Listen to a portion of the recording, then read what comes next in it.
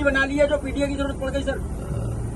मेरे साथी, पीडीए पहले बना, इंडिया बाद में बना, और उसके बाद मैंने कई मौकों पर कहा कि इंडिया गठबंधन जरूर है, लेकिन हमारी स्ट्रेटेजी पीडीए है और पीडीए ही एनडीए को हराएगा।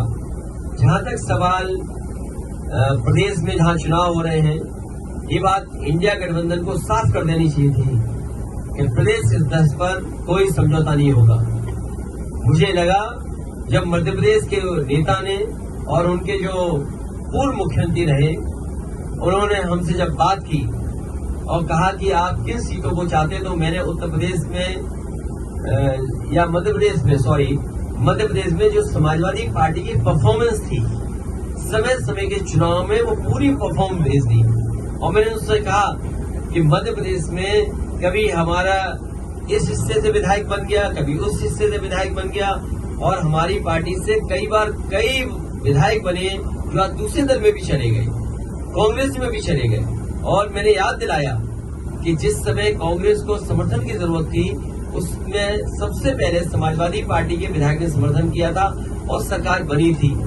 हम बीजेपी के खिलाफ हैं, और जिस समय भी कांग्रेस के नेताओं से बात हुई, उस समय मैंने कहा कि हम बीजेपी को हराना चाहते हैं, जो हमसे सहयोग लेना चाहो ले लो। और उस समय उन्होंने बैठक करके, रात में 1 बजे बैठ करके, जिसमें हमारी पार्टी के एमएलसी रहे श्याम सुंदर जी, विधायक रहे दीपक, हमारे प्रदेश के अध्यक्ष, पार्टी के संगठन के डॉक्टर मनोज, इन लोगों ने बैठ करके कांग्रेस के वरिष्ठ नेता, दोनों पूर्व मुख्यमंत्रियों से बात की।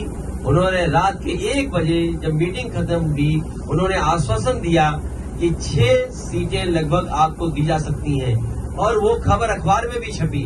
मुझे भरोसा हो गया कि 6 नहीं, कम से कम 4 दे देंगे।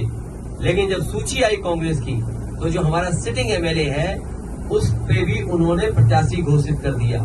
इसलिए मजबूरी में समाजवादियों को अपने जहां मजबूत क्षेत्र है, वहां पर कार्यकर्ताओं की भावना को समझते हुए हमें लड़ाना पड़ रहा है। मैं ये भरोसा दिलाता हूं कि समाजवादी पार्टी उन्हीं सीटों पे लड़ेगी जहां पार्टी का संगठन है, या संगठन उनको कहेगा हम बीजेपी को हराना चाहते हैं, उस लक्ष्य में हम लोग आगे बढ़ेंगे। और जहां तक सवाल है एक कांग्रेस नेता के बारे में,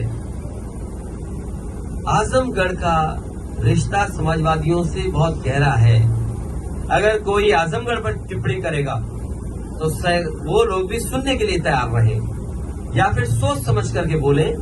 अगर अपने बड़े नेताओं से पूछ करके बोल रहे हैं आप, तो बात अलग है।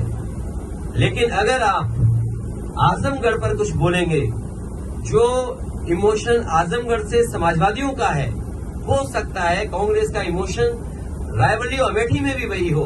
तो हम लोगों ने कभी टिप्पणी रायबरेली और अमेठी पे नहीं की, इसलिए उनको सावधान रहना चाहिए।